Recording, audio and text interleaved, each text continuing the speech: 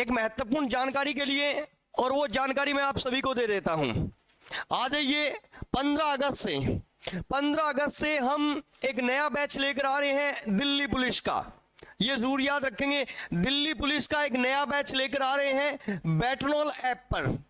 बैटनॉल app पर इस batch को हम शुरू कर रहे हैं, और ध्यान से देखिए, फीस हमने रखी है केवल 599 रुपए। 599 रुपए की फीस रखी है। आज इसी की महामैराथन क्लास चल रही। आपने सबसे पहले बात की, आप याद कीजिए, पूनिया सर आए थे, उन्होंने आपको साइंस करवाया। फिर राजीव सर आए थे, उन्होंने आपको मैथ करवाया। अब मेरा नंबर है, और फिर बाद में मैम आएगी पूनम कंवर। आप सभी परिचित हैं पूनम कंवर मैम से, ये भी हमारे साथ हैं। और जीनस भाई सुभाष सर, ये भी हमारे साथ हैं। केडी सर रीजनिंग के हैं। पूनिया सर आप ध्यान दीजिए, साइंस के अभी अभी क्लास रही उनकी। फिर उसके बाद में प्रियंका मैम है कंप्यूटर से, और राजीव सर और मैं हैं। तो हाँ, आवाज कम आ रही है, एक बार चेक कीजिए भाई, टेक्निकल टीम देखिए। हाँ, पॉलिटिकल साइंस की क्लास है। हाँ अभी पॉलिटिकल साइंस की क्लास है। राम राम राम राम। आवाज तो मेरी ओर से सही है भाई। एक बार सारे क्लास को शेयर कर दो ज्यादा से ज्यादा। हाँ टेक्निकल टीम ध्यान दीजिए।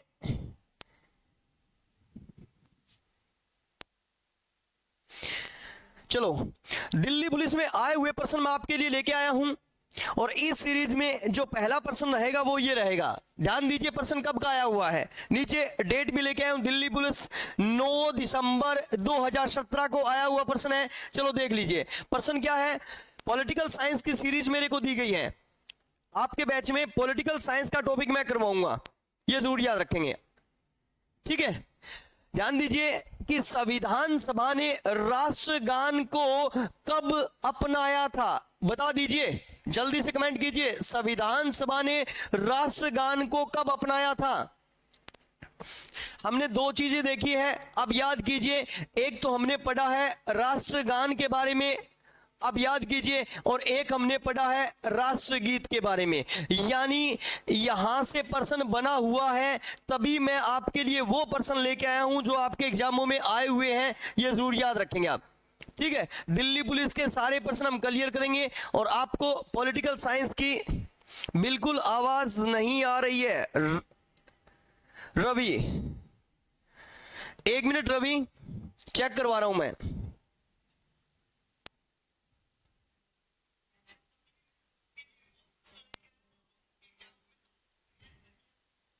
रवि ध्यान दीजिए, मेरे यहां पे एकदम सही चल रही है प्रॉपर।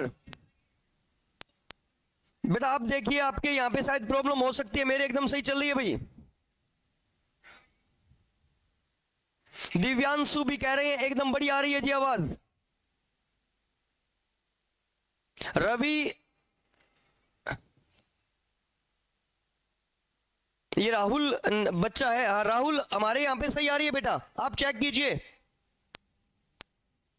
आपके यहां पे प्रॉब्लम हो सकती है। हाँ पूनम मैम भी बोल रही है एकदम सही आ रही है भाई। राहुल आप चेक कीजिए, ठीक है। हाँ तो मैं बता रहा था कि संविधान सभा ने राष्ट्रगान को कब अपनाया था। अब सभी को पता है, राष्ट्रगान की जब बात करें तो हम बात लिखते हैं कि 24 जनवरी 1950 को जब संविधान सभा की अंतिम बैठक हुई थी, उस बैठक में। और राष्ट्रगीत की जब बात करें तो भी 24 जनवरी 1950 को राष्ट्रगीत यानी वंदे मातरम को हमने स्वीकार किया था, ये जरूर याद रखेंगे, वंदे मातरम को हमने स्वीकार किया था। चलिए अब अगर हम देखें कि राष्ट्रगान और राष्ट्रगीत की बात करें तो राष्ट्रगान है दोस्तों नेक्स्ट जन गण मन। जन गण मन की बात करें तो जन गण मन किसने लिखा है, रविंद्रनाथ ठाकुर ने लिखा है। आप कहोगे सर हमने तो रविंद्रनाथ टैगोर पढ़ा है, तो रविंद्रनाथ टैगोर और रविंद्रनाथ ठाकुर एक ही बात है, ये जरूर याद रखेंगे। इन्होंने एक बहुत ही बेहतरीन पुस्तक लिखी थी, जिस पुस्तक का नाम था गीतांजलि। कौन सी पुस्तक थी, आप याद कीजिए गीतांजलि नामक पुस्तक में लिखा गया है। और भारत में ब्रिटेन का राजा आया था, जिस राजा का नाम था, जरूर याद रखेंगे, जॉर्ज पंचम के आगमन पर यह बुक लिखी गई थी दोस्तों, आप जरूर याद रखेंगे। जॉर्ज पंचम कब राजा बना था? 1911 से लेकर 1937 तक राजा रहा था, यह जरूर याद रखेंगे। और गीतांजलि भारत की पहली वो पुस्तक है जिसे 1913 में आप याद कीजिए साहित्य का नोबेल पुरस्कार दिया गया है। कौन सा पुरस्कार दिया गया है भाई? नोबेल पुरस्कार दिया गया है, जो विश्व का सबसे बड़ा सम्मान है। तो जरूर याद रखेंगे। जनगणमन के बारे में कहा गया कि 1911 कलकत्ता अधिवेशन में पहली बार गाया गया था। और जब हम पहली बार गाने की बात करते हैं तो हम याद करते हैं सरला देवी चौधरी, नाम जरूर याद रखना आपको, सरला देवी चौधरी। सरला देवी चौधरी ने सबसे पहले जनगणमन गाया था, यह जरूर याद रखेंगे। यह प्रश्न आपके एग्जाम में आया हुआ प्रश्न करवा रहा हूं मैं, ध्यान दीजिए। पुलिस कांस्टेबल दिल्ली 9 दिसंबर 2017 के पेपर में, ठीक है। ये जरूर याद रखेंगे कि संविधान सभा ने राष्ट्रगान को कब स्वीकार किया? राष्ट्रगान कौन सा है? अपना जनगणमन। जरूर याद रखेंगे 24 जनवरी 1950 को संविधान सभा ने इसे स्वीकार किया। रविंद्रनाथ टैगोर या रविंद्रनाथ ठाकुर ने इसे लिखा गीतांजलि नामक पुस्तक में। गीतांजलि किस विषय पे लिखी गई? जॉर्ज पंचम के आगमन पे विषय पे लिखी गई थी। और गीतांजलि को 1913 में साहित्य का नोबेल पुरस्कार मिला था। और जरूर याद रखेंगे, very very very important. Next, Jana Gana Mana पहली बार 1911 कलकत्ता अधिवेशन में गाया गया और सरला देवी चौधरी ने सबसे पहले गाया था। अगर हम राष्ट्रगीत की बात करें तो जरूर याद रखेंगे राष्ट्रगीत कौन सा है? वंदे मातरम। वंदे मातरम अपना राष्ट्रगीत है, ये जरूर याद रखेंगे। और किसने लिखा है? बंकिम चंद्र चटर्जी। बंकिम चंद्र चटर्जी बोल दीजिए या बंकिम चंद्र चट्टोपाध्याय बोल दीजिए। इन्होंने 1896 कलकत्ता अधिवेशन में पहली बार गाया गया था, जरूर याद रखेंगे। नेक्स्ट, ये जो हमारा राष्ट्र गीत है वंदे मातरम, ये कौन सी पुस्तक से लिया गया है? जरूर याद रखेंगे। Thank you thank you thank you. हाँ, अंग्रेजी में, ओके थैंक यू, सही है एकदम। हाँ, तो जरूर याद रखेंगे। नेक्स्ट, कौन सी पुस्तक से लिया गया है? तो जरूर याद रखेंगे आनंद मठ। कौन सी पुस्तक से लिया गया भाई? आनंद मठ नामक पुस्तक से लिया गया है। हमारे एग्जाम में आया हुआ प्रश्न है कि आनंद मठ किस विषय पे लिखी गई पुस्तक है? जल्दी से बता दीजिए, कमेंट कर दीजिए भाई, आनंद मठ किस विषय पे लिखी गई पुस्तक है? जल्दी बताइए। आनंद मठ, आनंद मठ किस विषय पे लिखी गई पुस्तक है? ये जरूर याद रखेंगे।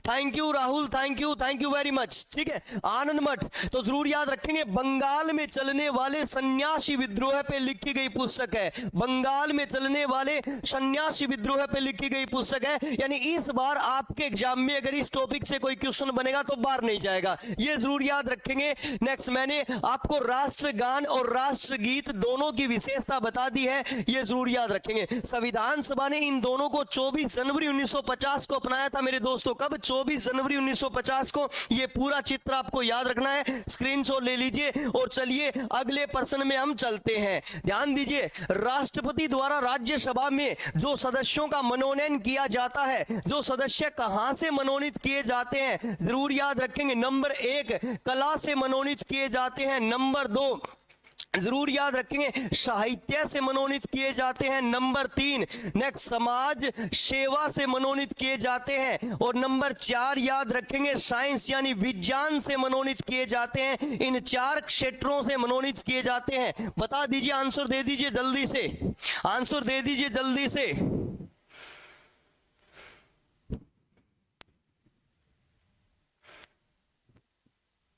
राजीव सर था, मैथ के जो सर थे वो राजीव थे।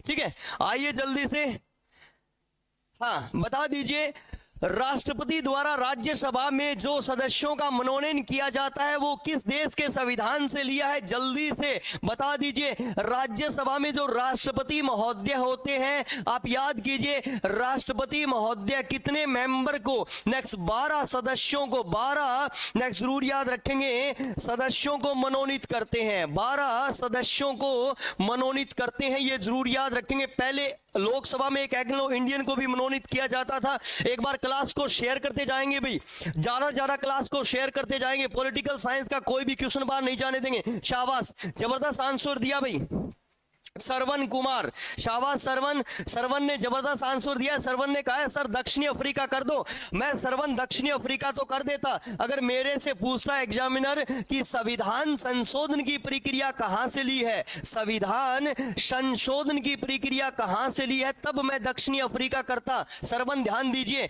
पर इस एग्जामिनर ने हमसे क्या पूछा है कि मनोनयन कहां से लिया गया है। एक बार फिर आपके पास मौका है, आंसर दे दीजिए भाई, जल्दी से आंसर दे दीजिए।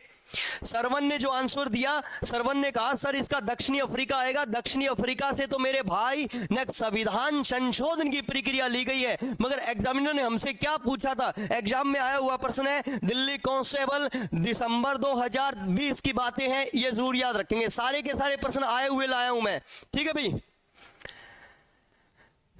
हाँ हाँ चलो,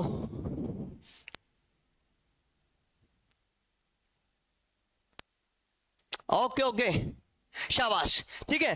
तो यानी हाँ, अगर आपसे आपने ए बताया, अगर आपसे पूछा होता कि सर्वोच्च न्यायालय कहां से लिया गया है, सुप्रीम कोर्ट कहां से लिया गया है, तो आपको अमेरिका बताना था। या आपसे पूछा गया कि मौलिक अधिकार कहां से लिया गया है, तो आपको अमेरिका बताना था। मैंने तो मनोनयन पूछा है, ध्यान दीजिए, मैंने तो क्या पूछा है, मनोनयन पूछा है, मनोनयन। जल्दी आंसर दे दीजिए जल्दी से। पीडीएफ हाँ ओके, टेलीग्राम में सब कुछ चीज मिलेगी। पूनम मैम हमारे साथ जुड़े हुए हैं, टेंशन मत लीजिए। पूनम मैम हमारे साथ जुड़े हुए हैं, आपको टेलीग्राम में सब कुछ चीजें मिलेंगी। आपके जो भी एग्जाम होंगे कोई भी क्वेश्चन बाहर नहीं जाने देंगे। राहुल एक बार कमेंट करें, बार बार यही चीज मत लिख के बेटा, ठीक है। सुन लिया हमने और टेक्निकल टीम ने देख भी लिया, चलो शाबाश। अब एक बार आंसर दो राहुल जल्दी से। नेक्स्ट प्रश्न क्या है कि राष्ट्रपति द्वारा राज्यसभा में सदस्यों का मनोनयन किया जाता है। एक बच्चे ने ए लिखा, तो ए मैंने गलत बता दिया क्योंकि सुप्रीम कोर्ट और मौलिक अधिकार लिए गए। एक बच्चे ने लिखा सी, तो सी भी मैंने गलत बता दिया। यहां से तो संविधान संशोधन की प्रक्रिया ली गई है। अब बताइए जल्दी से बता दीजिए, आप ही बता दीजिए सर। हाँ मेरे को ही बताना है, थैंक यू वेरी मच। तो आयरलैंड से लिया गया है, ये जरूर याद रखें कहां से लिया गया है। आयरलैंड से, अगर एग्जाम में आ जाए आपके गणतंत्र राष्ट्र कहां से लिया गया है। नेक्स्ट जरूर ध्यान दीजिए, गणतंत्र राष्ट्र कहां से लिया गया है, तो कहां से लिया गया, फ्रांस से। और एक direct principle of state policy यानी डीपीएसपी भी कहां पे लिया गया है, direct principle of state policy यानी नीति निर्देशक सिद्धांत भी आपके आयरलैंड से लिए गए हैं। और मनोनयन भी आपका आयरलैंड से लिया गया है। शाबाश शाबाश शाबाश, ठीक है। पीडीएफ हाँ ओके, शाबाश भाई, हाँ सब कुछ याद रखेंगे।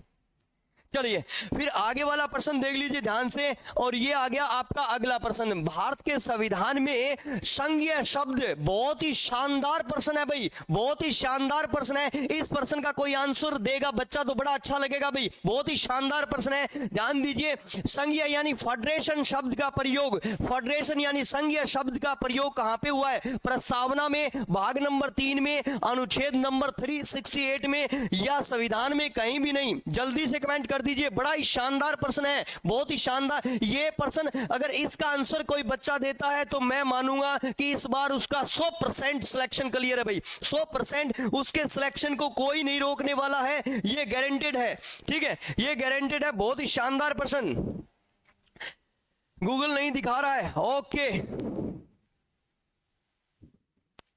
दिवांशु जल्दी जल्दी, हाँ चटर्जी और चट्टोपाध्याय एक ही अभी, दिवांशु हाँ बहुत ही शानदार प्रश्न है। इसका आंसर दे दीजिए जल्दी से आंसर दे दीजिए इसका। जितने भी बच्चे मेरे साथ जुड़े हुए हैं, अगर इसका आंसर आपको नहीं आता है तो शेयर कर दो भी ज्यादा क्लास को, क्योंकि मैं बताऊं आपके एग्जामों में आए हुए पॉलिटिकल साइंस के प्रश्न लेके आया हूं मैं। कोई भी क्वेश्चन आपके दिल्ली पुलिस का हम बाहर नहीं जाने देंगे। हमारी बेहतरीन टीम है और हम पूनम मैम के सानिध्य में ये कार्य कर रहे हैं भाई। ओके ओके, शाबाश। ठाकुर शुभम कहते हैं सर ए कर दीजिए प्रस्तावना। हाँ शुभम, प्रीति, सोनिया, जल्दी जल्दी जल्दी भाई, जिस भी बच्चे को इस प्रश्न का आंसर नहीं आता है ध्यान दीजिए मैंने क्या प्रश्न है, प्रश्न कितना शानदार प्रश्न है। भारत के संविधान में संघीय यानी फेडरेशन संघीय शब्द का प्रयोग कहां पे हुआ है? क्या प्रियम्बल में है, या नेक्स्ट आपका फंडामेंटल राइट्स में है, या अमेंडमेंट में है, या संविधान में इसका उल्लेख कहीं नहीं है? दोस्तों जल्दी बताइए। शाबाश, शी। ओके शाबाश। हाँ अब सुन लीजिए ध्यान से इसका आंसर, अब सुन लीजिए ध्यान से इसका आंसर, ठीक है। इस नेक्स्ट फेडरेशन शब्द यानी संघीय शब्द का उल्लेख संविधान में नहीं है मेरे दोस्तों, ये जरूर याद रखेंगे, क्योंकि इस शब्द का उल्लेख किया गया था गवर्नमेंट इंडिया एक्ट 1935 के तहत, गवर्नमेंट इंडिया एक्ट 1935 के तहत फेडरेशन शब्द का प्रयोग किया गया था। मगर आज भारत क्या है? यूनियन स्टेट ऑफ इंडिया है, भारत राज्यों का संघ है, तो ये जो शब्द है ये संविधान में है ही नहीं दोस्तों। तो इसलिए आप सभी का हक बनता है, एक बार मेरी क्लास को शेयर कर दीजिए, एक बार मेरी क्लास को आप ज्यादा से ज्यादा शेयर कर दीजिए, क्योंकि आप बता दीजिए नेक्स्ट भारतीय संविधान का जो आर्टिकल नंबर 1 है उसमें क्या लिखा गया है कि जो भारत है वो क्या है, जरूर याद रखेंगे, राज्यों का संघ होगा। भारत क्या होगा? राज्यों का संघ होगा, ये जरूर याद रखेंगे। यानी भारत को हम किस नाम से संबोधित करते हैं? तो भारत को फेडरेशन शब्द का प्रयोग नहीं किया गया, यूनियन शब्द का प्रयोग किया गया है, ये जरूर याद रखेंगे आप। It's okay, clear? Thank you very much, ठीक है, थैंक यू वेरी मच। हाँ तो यूनियन शब्द का प्रयोग किया गया है, और संवैधानिक दृष्टि से एग्जामिनर जब ये प्रश्न पूछता है तो हमारे पांवों के नीचे से जमीन निकल जाती है। ध्यान दीजिए दोस्तों, संवैधानिक दृष्टि से हमारे देश का नाम कहां से लिया गया है? हमारे देश का नाम कहां से लिया गया है? जल्दी से बता दीजिए, संवैधानिक दृष्टि से हमारे देश का नाम कहां से लिया गया है जब ये प्रश्न आता है। शाबाश पूजा, नमस्कार। पर एक बार क्लास को शेयर जरूर करते जाइए। पॉलिटिकल साइंस का कोई भी क्वेश्चन बाहर नहीं जाने दूंगा, गारंटी, पर आप मेरा साथ देते जाइए भाई, आप मेरा साथ देते जाइए। हाँ यूनियन और फेडरेशन शब्द में अंतर ही बता रहा हूं, ध्यान दीजिए, यूनियन और फेडरेशन शब्द में अंतर ही बता रहा हूं। हाँ तो आ जाइए नेक्स्ट, हमारे देश का नाम कहां से लिया गया संवैधानिक दृष्टि से? जल्दी बताइए हमारे देश का नाम। थैंक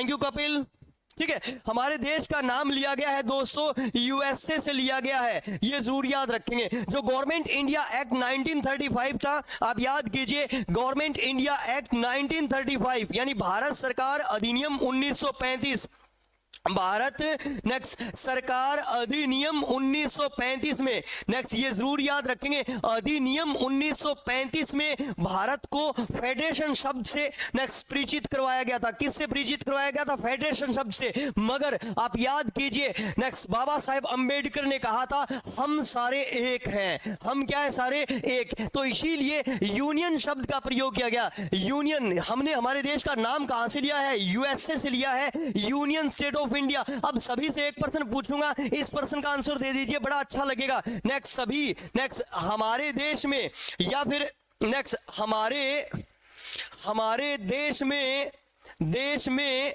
नेक्स्ट कितने प्रकार के राज्य हैं? कितने प्रकार के राज्य है? जल्दी बताइए, हमारे देश में कितने प्रकार के राज्य हैं? जल्दी कमेंट कीजिए भाई। नेक्स्ट आप कहोगे सर ऑप्शन दे दीजिए, चलो लो ऑप्शन। नेक्स्ट, क्या 1 प्रकार के हैं, 2 प्रकार के हैं, या 3 प्रकार के हैं, या 4 प्रकार के हैं? भारत में कितने प्रकार के राज्य हैं, कितने प्रकार के स्टेट हैं? आप याद कीजिए, भारत में कितने प्रकार के स्टेट मिलते हैं? नेक्स्ट, क्योंकि आपको मैंने बताया आर्टिकल फर्स्ट में क्या लिखा गया है, आर्टिकल फर्स्ट में लिखा गया है कि भारत क्या होगा? राज्यों का संघ होगा। भारत क्या होगा भाई? भारत क्या होगा? जरूर याद रखेंगे, राज्यों का संघ होगा, राज्यों का, जरूर याद रखेंगे, राज्यों का संघ होगा, राज्यों का संघ होगा। तो जल्दी बता दीजिए भारत में कितने प्रकार के राज्य हैं? जल्दी कमेंट कीजिए,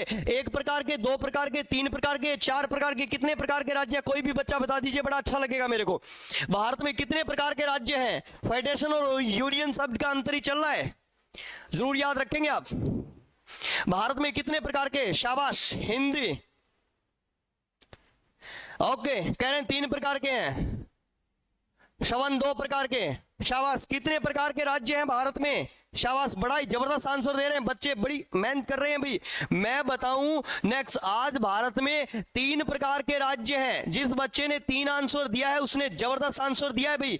नेक्स्ट, पॉलिटिकल साइंस की नॉलेज है। नंबर 1 भारत में क्या है, राज्य है। नंबर 2 भारत में क्या है, केंद्र शासित प्रदेश है, केंद्र शासित प्रदेश है। और नंबर 3 याद कीजिए, तीसरा कौन सा है, भारत में अर्जित राज्य है भाई, अर्जित राज्य। आप कहेंगे सर अर्जित राज्य कौन से है, तो अर्जित राज्य हमारे देश में एक भी नहीं है। नेक्स्ट, आज भारत में 28 राज्य हैं, 8 केंद्र शासित प्रदेश है, पर अर्जित राज्य नहीं है दोस्तों, ये जरूर याद रखेंगे, शाबाश। नहीं, नेक्स्ट अर्जित राज्य और है, तीसरा और है भाई, ठीक है। 3 सही आएगा आंसर इसका, 2 नहीं आएगा भाई, इसका आंसर 3 सही आएगा, ये जरूर याद रखेंगे। चलिए आगे वाला प्रश्न देख लीजिए और आंसर बता दीजिए। निम्न में से नेक्स्ट स्वतंत्र भारत का प्रथम वित्त मंत्री कौन था, बहुत ही शानदार प्रश्न है, आ जाइए नेक्स्ट आंसर दे दीजिए। स्वतंत्र भारत का प्रथम वित्त मंत्री कौन था, जल्दी बता दीजिए, आंसर दे दीजिए। स्वतंत्र भारत का प्रथम वित्त मंत्री, जब भी वित्त मंत्री की बात करते हैं तो सबसे पहले हम बजट की बात करते हैं, बजट प्रस्तुत। नेक्स्ट आप याद कीजिए, भारत में पहली बार बजट प्रस्तुत हुआ था 1860 में, और जो प्रस्तुत किया था जॉन विल्सन ने। किसने प्रस्तुत किया था, जॉन विल्सन ने प्रस्तुत किया था। ध्यान दीजिए, जल्दी से आंसर दे दीजिए, जल्दी से। निम्न में से स्वतंत्र भारत का प्रथम वित्त मंत्री कौन था, आंसर दीजिए जल्दी से। क्लास को ज्यादा ज्यादा शेयर करते जाएंगे भाई, क्लास को ज्यादा ज्यादा शेयर करते जाएंगे, शाबाश शाबाश। हाँ, क्लास को ज्यादा ज्यादा शेयर करते जाएंगे, शाबाश शाबाश। कोई बात नहीं, कोई बात नहीं, चलता रहता है, चलता रहता है, आप टेंशन मत लीजिए। पॉलिटिकल साइंस की जिम्मेवारी दी है पूनम मैम ने मेरे को, और कोई भी क्वेश्चन पॉलिटिकल साइंस का बाहर नहीं जाने दूंगा भाई, गारंटेड। आंसर दीजिए, जल्दी से आंसर दीजिए। नेक्स्ट, प्रथम भारत, स्वतंत्र भारत के प्रथम वित्त मंत्री कौन थे, शाबाश। ए प्रीति बोलिए सर, ए कर दीजिए, okay. Aarti good evening sir, good evening Aarti, good evening. Class को शेयर करते जाइए भाई, जल्दी से जल्दी आंसर दीजिए, शाबाश। बहुत सारे प्रश्न लेके आया हूं आपके लिए। आरती ने कहा सर ए कर दीजिए, तो लियाकत अली खान भी तो अंतरिम सरकार के वित्त मंत्री थे, आप याद कीजिए। ये भी तो नेक्स्ट वित्त मंत्रालय इनको दिया गया था, जो आगे चलकर नेक्स्ट पाकिस्तान के पहले प्राइम मिनिस्टर बने थे, ठीक है। आरती आपने ए किया है, शाबाश। दिवांशु चौहान कह रहा है सर डी कर दीजिए, अच्छा ऐसे कैसे कर दूं भाई, गलत है भाई। सचिन कह रहा है सर 100% ए कर दीजिए, 100%। अब सचिन ने 100% बोल दिया तो कर दीजिए आर के षणमुख शेट्टी। नेक्स्ट जरूर याद रखेंगे, स्वतंत्र भारत का पहला स्वतंत्र, ध्यान दीजिए ये क्या कहता है, स्वतंत्र भारत का प्रथम वित्त मंत्री कौन था। इसने ये नहीं कहा कि अंतरिम सरकार का वित्त मंत्री कौन था, अंतरिम सरकार का वित्त मंत्री लियाकत अली खान था, मगर स्वतंत्र भारत का पहला वित्त मंत्री कौन था मेरे दोस्तों, आर के षणमुख शेट्टी। ये नाम जरूर याद रखेंगे, आर के षणमुख शेट्टी, शाबाश, जबरदस्त आंसर। तो पहला बजट किसने प्रस्तुत किया था, नेक्स्ट बता दीजिए, किसने 1860 में जॉन विल्सन ने स्वतंत्र भारत का बजट किसने प्रस्तुत किया था, तो किसने प्रस्तुत किया था, आर के षणमुख शेट्टी ने। आप मेरे को ये बताइए नेक्स्ट, देश की कौन सी महिला ने सबसे पहले बजट प्रस्तुत किया, देश की किस महिला ने, नेक्स्ट बताइए, किस महिला ने बजट प्रस्तुत किया, जल्दी से आंसर दे दीजिए। आया हुआ प्रश्न करवा रहा हूं, अभी हाल ही में आया था, आपके केवीएस के पेपर में आया हुआ प्रश्न है भाई, केवीएस के पेपर में आया हुआ प्रश्न है, शाबाश शाबाश, चलता रहता है। गूगल बाबा तो हमारे सबसे बड़े हैं, उनसे आप पूछते जाइए, बस आज उनसे पूछते जाइए, प्रश्न ऐसे ऐसे लेके आया हूं कि आपको आनंद आ जाएगा आज की क्लास में। बता दीजिए किस महिला ने सबसे पहले बजट प्रस्तुत किया था दोस्तों, जल्दी बताइए, किस महिला ने सबसे पहले बजट प्रस्तुत किया था, कौन सी महिला ने सबसे पहले बजट प्रस्तुत किया था। अभी केवीएस के पेपर में आया हुआ प्रश्न करवा रहा हूं, जल्दी बताइए, जल्दी कमेंट कीजिए भाई, क्या हुआ, बड़ी शांति है मेरे भाई, जल्दी बताइए जल्दी, किस महिला ने सबसे पहले बजट प्रस्तुत किया था? ओके ओके, शाबाश, जबरदस्त आंसर माननीय महोदया। नेक्स्ट, इंदिरा गांधी जी ने, इंदिरा गांधी जी ने सबसे पहले बजट प्रस्तुत किया था। आपने कहा इंदिरा गांधी जी, तो बता दीजिए कितने प्रधानमंत्रियों ने बजट प्रस्तुत किया है? कितने प्राइम मिनिस्टर, कितने प्रधानमंत्रियों ने बजट प्रस्तुत किया है? जल्दी बताइए, कितने प्रधानमंत्रियों ने बजट प्रस्तुत किया है? आंसर पर्सन दे दीजिए, बड़ा जबरदस्त आंसर है, शाबाश, इंदिरा गांधी सही है, आपका आंसर एकदम सही है, इंदिरा गांधी। ठीक है, मगर मैंने पर्सन चेंज कर दिया, अगला पर्सन आ गया आपके एग्जाम के लिए। नेक्स्ट, ध्यान दीजिए, कितने प्रधानमंत्रियों ने बजट प्रस्तुत किया है? सर कितने प्रधानमंत्रियों ने? तो 3 प्रधानमंत्रियों ने, याद रखेंगे 3 प्रधानमंत्रियों ने बजट प्रस्तुत किया है। नंबर 1, पहला नाम आता है पंडित जवाहरलाल नेहरू, पहला नाम आता है पंडित जवाहरलाल नेहरू, और दूसरा नाम आता है माननीय महोदया, जरूर याद रखेंगे, इंदिरा गांधी, और तीसरा नाम आता है राजीव गांधी। यानी 3 प्रधानमंत्रियों ने बजट प्रस्तुत किया है, ये जरूर याद रखेंगे। पहला बजट किसने प्रस्तुत किया था? जॉन विल्सन ने प्रस्तुत किया था। नेक्स्ट, किस महिला ने सबसे पहले बजट प्रस्तुत किया? माननीय महोदया इंदिरा गांधी ने। कितने प्रधानमंत्रियों ने बजट प्रस्तुत किया है? 3 है। और स्वतंत्र भारत का पहला बजट किसने प्रस्तुत किया था? आर.के. षणमुख शेट्टी ने, ये जरूर याद रखेंगे। तो बता दीजिए सबसे ज्यादा बार, सर्वाधिक बार बजट किसने प्रस्तुत किया है? जल्दी बताइए, सर्वाधिक बार, सर्वाधिक बार बजट किसने प्रस्तुत किया है? क्लास को ज्यादा से ज्यादा शेयर करते जाएंगे भाई, बड़े शानदार प्रश्न मिलेंगे आज की क्लास में आपको। सर्वाधिक बार बजट किसने प्रस्तुत किया है? जल्दी कमेंट कीजिए। पूजा, ओके, कोई बात नहीं, कोई बात नहीं, चलता रहता है। पूजा टेंशन मत लीजिए, आप इन्हीं प्रश्नों का आंसर देते जाइए और क्लास को शेयर करते जाइए, ठीक है? कोई बात नहीं, कोई बात नहीं, सभी मेरे बच्चे हैं, सभी मेरे दोस्त हैं, भाई बंधु हैं, क्लास को शेयर करते जाइए। दिल्ली पुलिस की आज की क्लास है और दिल्ली पुलिस का ये अपना सेशन चल रहा है, इस सेशन को शेयर करते जाइए, शाबाश, इस सेशन को ज्यादा ज्यादा शेयर करते जाइए भाई, बड़ा ही शानदार सेशन रहने वाला है भाई, संख्या पहुंचाओ भी ज्यादा, ठीक है? अरे भाई हिस्ट्री की क्लास शुरू कर देंगे भाई, मैम हिस्ट्री करवाएंगे आपको। अरे पॉलिटिकल साइंस के तो बताता हूं, हिस्ट्री की क्लास शुरू कर देंगे। सर हिस्ट्री की शुरू करा दो। अरे पॉलिटिकल के भी प्रश्न आएंगे, ज्योग्राफी के, इकोनॉमिक्स के और करंट जी, सब कुछ आएगा भाई मेरे भाई, हिस्ट्री वाले ध्यान दो, ठीक है? ओके, कोई बात नहीं, मैम करवाएंगे हिस्ट्री। सबसे ज्यादा बार बजट प्रस्तुत अगर किसी ने किया है तो जरूर याद रखेंगे, मोरारजी देसाई जी ने प्रस्तुत किया है दोस्तों, ये जरूर याद रखेंगे। तो बहुत ही सुंदर प्रश्न है, स्क्रीनशॉट ले लीजिए, 100% आपके एग्जाम में यहां से प्रश्न बनेगा। हाँ, रेगुलर क्लास चलती रहेंगी मेरे दोस्तों, गारंटेड रेगुलर क्लास चलती रहेंगी। पूनम ने, मैम ने हमें मौका दिया है और दिल्ली पुलिस के लिए हम लेके आए हैं आपके लिए, दिल्ली पुलिस के लिए, ठीक है? रेगुलर क्लासें चलती रहेगी भाई, टेंशन मत लीजिए। चलो बता दीजिए आगे वाले प्रश्न का आंसर, संविधान सभा में प्रारूप समिति का सदस्य कौन नहीं था? जल्दी बता दीजिए, प्रारूप समिति का सदस्य कौन नहीं था? प्रश्न को ध्यान से पढ़ लीजिए और आंसर दे दीजिए, प्रारूप समिति का सदस्य कौन नहीं था?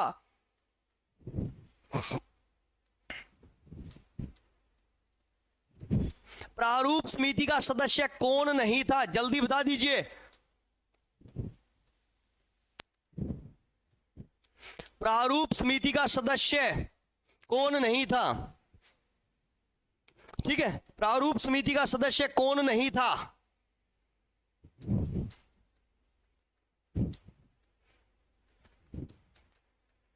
जल्दी बता दीजिए, जल्दी से कमेंट कीजिए भाई।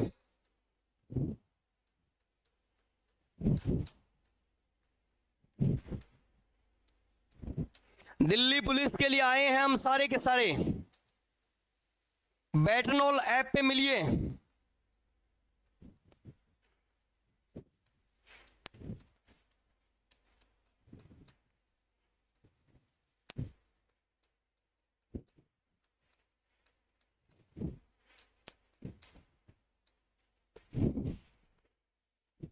जल्दी कमेंट कीजिए, जल्दी जल्दी।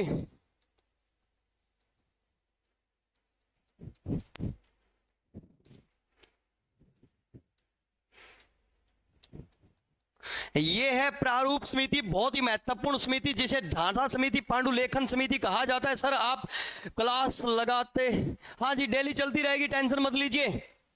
शाबाश डॉक्टर राजेंद्र प्रसाद, राजेंद्र प्रसाद, यानी जिन भी बच्चों ने सी आंसर दिया, जबरदस्त आंसर दिया है दोस्तों, जबरदस्त आंसर दिया है। पॉलिटिकल साइंस का सबसे महत्वपूर्ण प्रश्न करवा रहा हूं मैं आपको, जरूर याद रखेंगे। प्रारूप समिति जिसे क्या बोलते हैं? ड्राफ्ट कमेटी बोलते हैं, ढांचा समिति बोलते हैं, पांडुलेखन समिति बोलते हैं, मसौदा समिति बोलते हैं। कौन सी समिति? प्रारूप समिति। जिस समिति का गठन कब हुआ था? नेक्स्ट जरूर याद रखेंगे, 29 अगस्त 1947 को गठन हुआ था। ये जरूर याद रखेंगे, प्रारूप समिति, जिसमें कितने सदस्य थे? 7 सदस्य थे। ये देखिए next, B R. Ambedkar, K M. Munshi, Syed Mohammad Saadulla, Gopal Swami Ayyar, Krishna Swami Ayyangar, B L. Mitra के स्थान पर एन माधव राव, डी.पी. खैतान के स्थान पर टी.टी. कृष्णामचारी। ये 7 सदस्य थे दोस्तों। 29 अगस्त 1947 को प्रारूप समिति का गठन हुआ था, ये जरूर याद रखेंगे।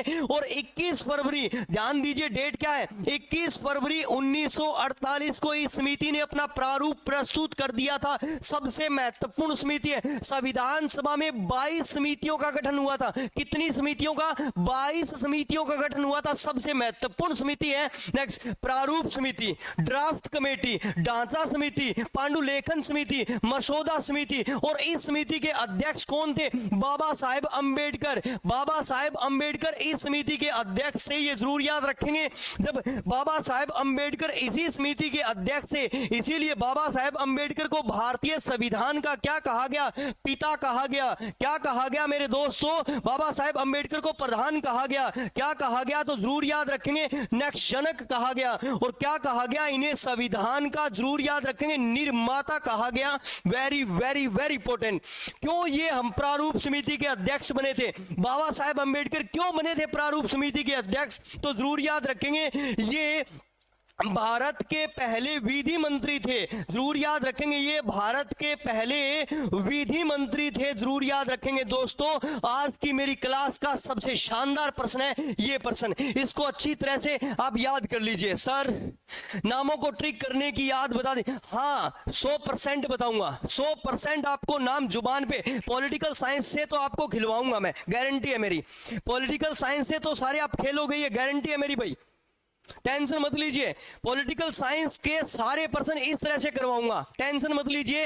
नेक्स्ट आ जाइए 15 अगस्त को बैटनॉल ऐप पे, और हम बात करेंगे दिल्ली पुलिस की। केवल 599 में बैच लेके आया हूं, केवल 599 में। पूनम मैम के सानिध्य में हम सारे दिल्ली पुलिस की तैयारी करेंगे दोस्तों। मेरा इस बार यही सपना है कि हर घर में मैं एक गवर्नमेंट जॉब देखना चाहता हूं। बस इसी सपने के साथ आपकी सेवा के लिए आया हूं। चलो तो देख लीजिए। नेक्स्ट याद रखेंगे डॉक्टर राजेंद्र प्रसाद। डॉक्टर राजेंद्र प्रसाद ये नेक्स्ट संविधान सभा के अध्यक्ष थे, ये देश रत्न थे मेरे दोस्तों। जरूर याद रखेंगे। प्रारूप समिति में ये 7 सदस्य थे, इन 7 को अच्छी तरह से याद रख लीजिए। और प्रारूप समिति का गठन कब हुआ था? 29 अगस्त 1947 को। और इस समिति ने रिपोर्ट कब प्रस्तुत की थी? ये जरूर याद रखेंगे। ओके आरती, कोई बात नहीं, कोई बात नहीं, चलता जाएगा। ठीक है, चलिए आगे वाला प्रश्न देख लीजिए, बड़ा ही महत्वपूर्ण प्रश्न। ये इस महत्वपूर्ण सूचना के साथ आया हूं 599 रुपए और विजय बैच लेके आया हूं बैटनॉल ऐप पे। जरूर याद रखेंगे दोस्तों। और इस टीम के साथ मिलेंगे, एक से एक बढ़कर धुरंधर है, ये गारंटी है मेरी। नेक्स्ट आप सभी से मिलेंगे, जीनियस भाई स्वास्थ्य सर से मिल लीजिए, पूनम मैम से, सारे परिचित हो। नॉर्थ इंडिया में जबरदस्त नाम है पूनम मैम का, ये जरूर याद रखेंगे। सर हरियाणा की शान है, ये जरूर याद रखेंगे। साइंस में डॉक्टर पूनिया से ऊपर कोई नहीं मिलेगा आपको, डॉक्टर पूनिया से ऊपर।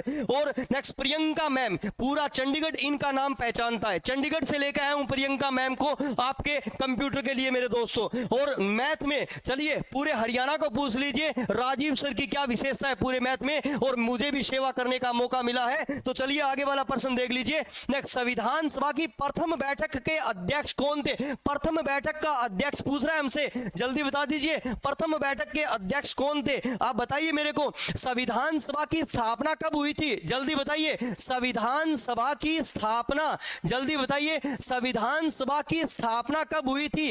नेक्स्ट बता दीजिए संविधान सभा की स्थापना, जल्दी बताइए, कमेंट कीजिए। संविधान सभा की स्थापना 6 दिसंबर 1946 को। कब हुई थी संविधान सभा की स्थापना? 6 दिसंबर 1946 को। ये जरूर याद रखें। आप बेस्ट टीचर है, पूनम मैम बेस्ट है, इसमें कोई दो राय नहीं है, ठीक है। मगर संविधान सभा की जो प्रथम बैठक हुई थी, आप याद कीजिए प्रथम बैठक कब हुई थी? प्रथम बैठक हुई थी, जरूर याद रखेंगे, 9 दिसंबर 1946 को। प्रथम बैठक कब हुई थी? 9 दिसंबर 1946 को प्रथम बैठक हुई थी। ये जरूर याद रखेंगे आप, ठीक है। हाँ जी, ये जरूर याद रखेंगे। संविधान सभा की प्रथम बैठक की अध्यक्षता किसने की थी? तो जरूर याद रखेंगे सच्चिदानंद सिन्हा। सच्चिदानंद सिन्हा प्रथम बैठक के अध्यक्ष थे, ये जरूर याद रखेंगे आप, ठीक है। अब अभी क्या हुआ जी? नेक्स्ट हरियाणा में एक एसआई का पेपर हुआ था। हरियाणा में एक एसआई का पेपर हुआ था, उसमें क्या पूछ रखा था? प्रश्न देखिए ध्यान से। उसमें प्रश्न पूछ रखा था कि सच्चिदानंद सिन्हा किस बेस पे अध्यक्ष बने थे? जल्दी से इस प्रश्न का जिस बच्चे ने आंसर दे दिया ना, वो पॉलिटिकल साइंस में फेल नहीं होने वाला किसी भी गारंटी में, ठीक है। नेक्स्ट सच्चिदानंद सिन्हा नेक्स्ट किस पद्धति पर नेक्स्ट अध्यक्ष बने थे? यूएसए की पद्धति पर या ब्रिटेन की पद्धति पर? नेक्स्ट जरूर याद रखेंगे, या आपकी फ्रांस की पद्धति पर और या जापान की पद्धति पर? किस पद्धति पर? नेक्स्ट जरूर याद रखेंगे, किस पद्धति पर अध्यक्ष बने थे? किस पद्धति पर अध्यक्ष बने थे सच्चिदानंद सिन्हा? हरियाणा एसआई में आया हुआ प्रश्न पूछा है, एसआई। नेक्स्ट आप तो तैयारी कर रहे हो पुलिस की, मैंने एसआई का प्रश्न पूछ लिया, ये जरूर याद रखेंगे। नेक्स्ट हरियाणा सरकार द्वारा स्टाफ सिलेक्शन कमीशन में ये प्रश्न पूछा गया है, जल्दी से बता दीजिए, जल्दी से। हाँ, ये कह रहे हैं सबसे वरिष्ठ है, मगर ध्यान दीजिए बेटा, प्रश्न क्या था कि सच्चिदानंद सिन्हा किस, थैंक यू वेरी मच, ठीक है। सच्चिदानंद सिन्हा किस पद्धति पर अध्यक्ष बने थे? क्या यूएसए की पद्धति पर या ब्रिटेन की पद्धति पर या फ्रांस की पद्धति पर या जापान की पद्धति पर? दादाजी की उम्र बहुत थी, कोई बात नहीं, उम्र का प्रश्न ही नहीं आया, मुझे भी पता है, सबको पता है, क्योंकि जो संविधान सभा की पहली बैठक थी उसमें 207 व्यक्ति थे। इन 207 व्यक्तियों में सबसे अधिक उम्र का व्यक्ति था ये, इसलिए इसे अध्यक्ष बनाया गया था। मगर प्रश्न क्या था आपके एग्जाम में कि किस पद्धति पर अध्यक्ष बना था वो? नेक्स्ट यूएसए की पद्धति पर, ब्रिटेन की पद्धति पर, फ्रांस की पद्धति पर या यूएसए की पद्धति पर? जल्दी बता दीजिए, जल्दी, किस पद्धति पर अध्यक्ष बना था सच्चिदानंद सिन्हा? एसआई में आया हुआ प्रश्न पूछा है मैंने सभी से, जल्दी बता दीजिए, बड़ा अच्छा लगेगा भाई। किस पद्धति पर अध्यक्ष बने थे सच्चिदानंद सिन्हा? अभी तक कमेंट नहीं आया। अगर आपको यह प्रश्न नहीं आता है तो शेयर कर दीजिए, शेयर। शाबाश, एक बच्चे ने आंसर दे रखा है भाई, सर फ्रेंच पद्धति पर अध्यक्ष बना था। यानी क्यों बना था फ्रेंच पद्धति पर अध्यक्ष? क्योंकि फ्रांस में ये नियम है कि सबसे ज्यादा उम्र के व्यक्ति को अध्यक्ष बनाया जाता है। किस देश में ये नियम है? फ्रांस में ये नियम है कि सबसे ज्यादा उम्र के व्यक्ति को अध्यक्ष बनाया जाता है। सोनिया ने आंसर बताया है, जबरदस्त आंसर है। नेक्स्ट सोनिया, आपकी पॉलिटिकल साइंस की तैयारी बहुत जबरदस्त है, इसमें कोई दो राय नहीं है। आज आपने लगभग सभी प्रश्नों का आंसर सही दिया है, जबरदस्त आंसर दिया आपने, सभी प्रश्नों का आंसर सही दिया है। It's okay, clear. चलिए आगे वाला प्रश्न देख लीजिए। नेक्स्ट निम्न में से संविधान नेक्स्ट निम्नलिखित में से किसने पहली बार 1934 में संविधान सभा की मांग का सुझाव दिया था? एक छोटी सी गलती हो गई टेक्निकल टीम से, पहले वो गलती सुधार देता हूं। नेक्स्ट ये 34 आएगा, 35 नहीं है भाई, टेक्निकल टीम ध्यान दीजिए, टेक्निकल टीम ध्यान दीजिए। नेक्स्ट ये 1935 नहीं 1934 आएगा। अब चलिए अब बता दीजिए इसका आंसर। नेक्स्ट 1934 में सबसे पहले संविधान सभा की मांग किसने की थी? जल्दी से आंसर दे दीजिए, ये रहे आपके ऑप्शन, जल्दी आंसर दे दीजिए, ये रहे आपके ऑप्शन। चाचा नेहरू ने। Okay, thank you Sachin. चाचा नेहरू कहां पे दिखाई दे गया? अरे चाचा नेहरू ने, ठीक है सचिन।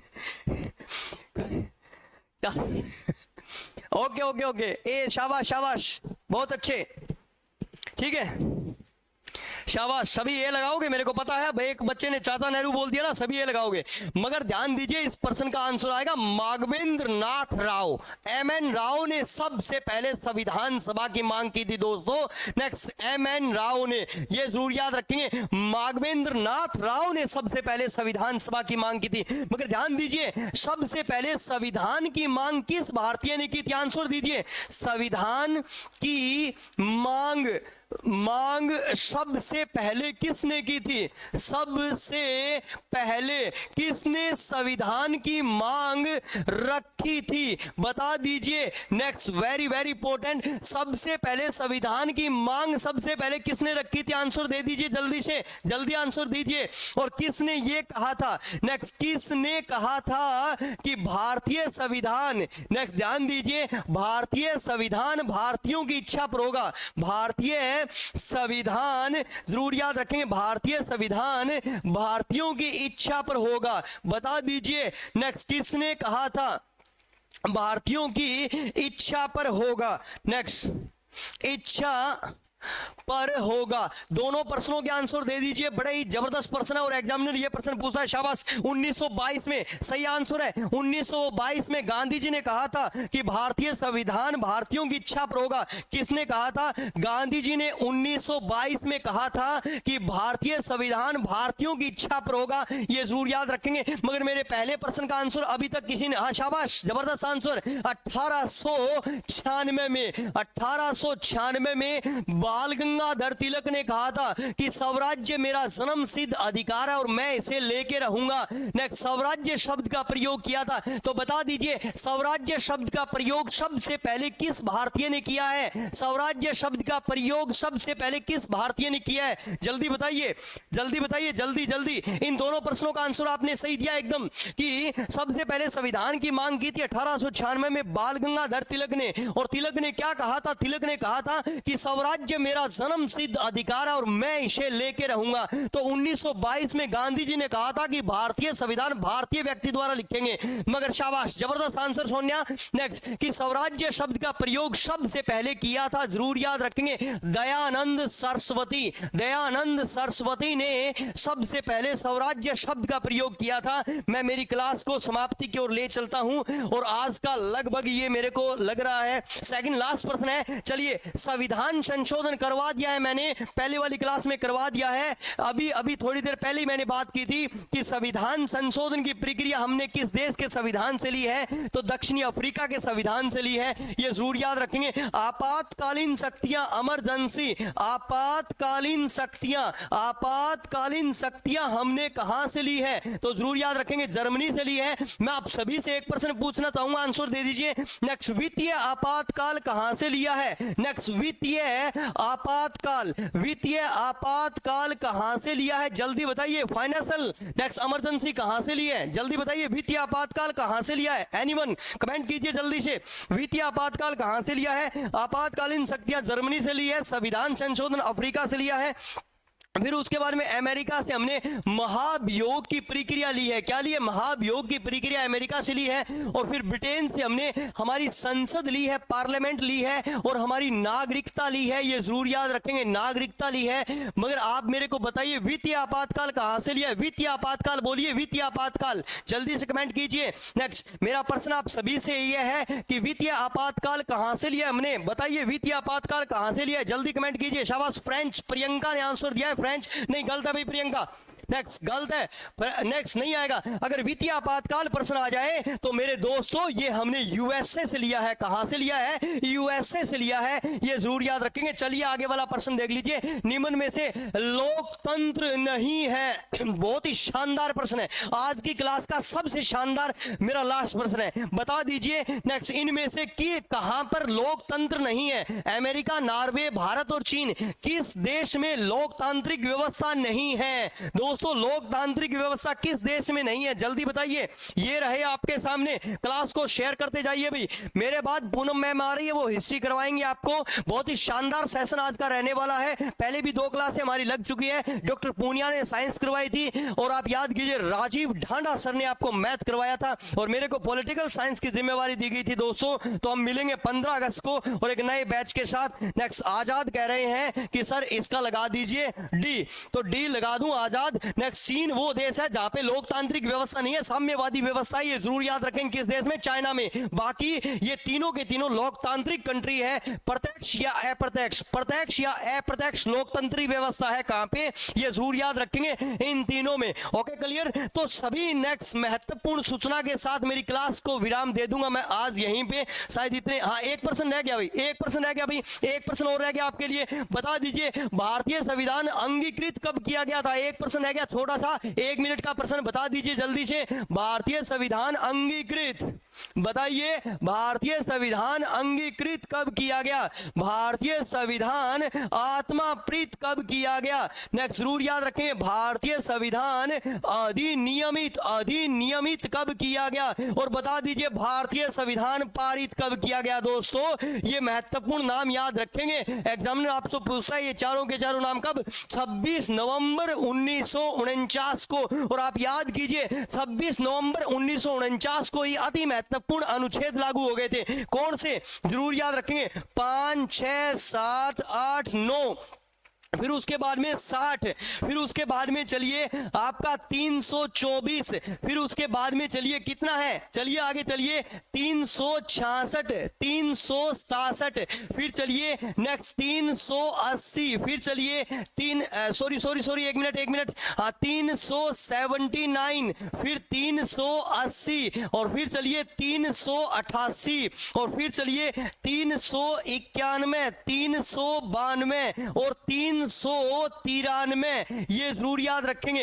1, 2, 3, 4, 5, 6, 7, 8, 9, 10, 11, 12, फिर 13, 14 और 15। और ये सारे अनुच्छेद किस आर्टिकल में लिख रखे हैं? आर्टिकल नंबर जरूर याद रखेंगे 394 में लिख रखे हैं। तो 26 नवंबर 1949 को जब भारतीय संविधान अधिनियमित, अंगीकृत और पारित हुआ था, उस दिन कितने अनुच्छेद लागू हुए थे? 15 + 1 16 अनुच्छेद लागू हुए थे। ये पूरी कहानी आपको याद रखनी है दोस्तों। आजकल एग्जामिनर पर्सन यहां से पूछता है भारतीय संविधान लागू कब हुआ? 26 जनवरी 1950 को। मगर भारतीय संविधान अंगीकृत कब हुआ? नेक्स्ट आत्मा प्रीत कब हुआ? अधिनियमित कब हुआ और पारित कब हुआ? हमारा भारतीय संविधान, हमने भारतीय संविधान को कब सौंपा? नेक्स्ट कब? 26 नवंबर 1949 को।